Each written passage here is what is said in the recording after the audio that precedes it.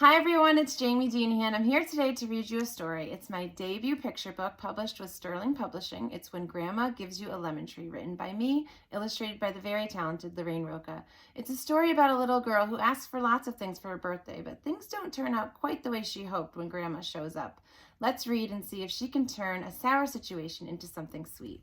When Grandma Gives You a Lemon Tree.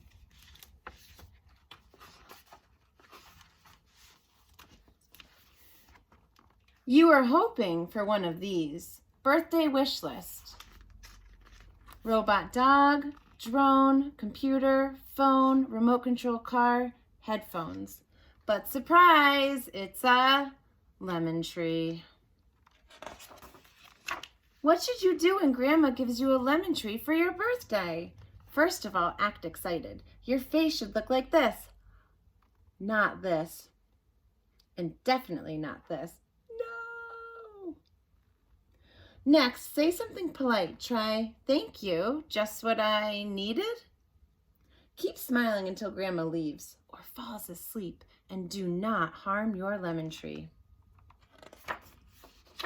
Don't drop it off a bridge, tie it to your birthday balloons, or play ding dong, ditch the lemon tree. Dear neighbor, happy Lemon Tree Day. Now listen closely, this is important. Place your lemon tree in a sunny spot. Be careful not to overwater and prepare for battle against intruders.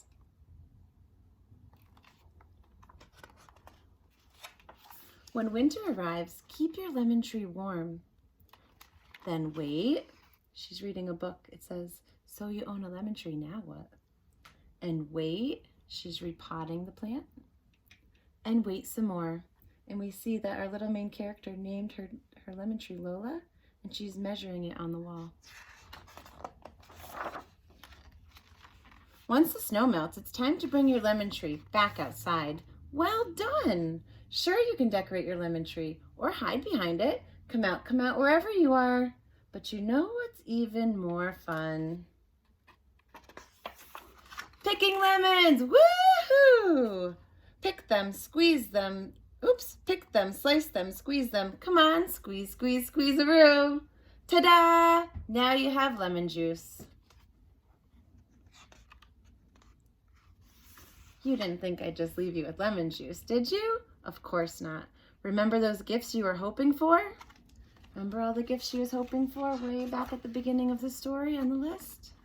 It's good you're staying focused. But if we look really closely at the illustrations, we noticed that the first list had 6 items on it, and now she's adding a 7th. I wonder what she wants now. Gather these items. Lemon juice, check. Water, check. A pinch or handful of sugar, check.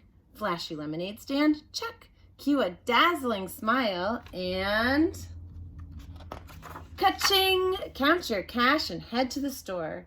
Now you can finally buy exactly what you want. And again, we need to look at the illustrations really closely because we see that all the items on the little girl's list are right here, but we notice that she's looking over in this area of the store. I wonder what she's gonna get. Something you can really enjoy. We see all the kids in the neighborhood are out, but they're all on their electronic devices. And here comes our little main character, our little lemon tree caretaker with her wagon full of garden supplies. So she got something you can really enjoy and share with others too.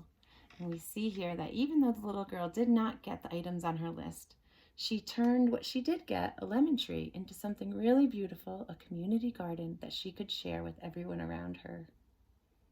I love this page.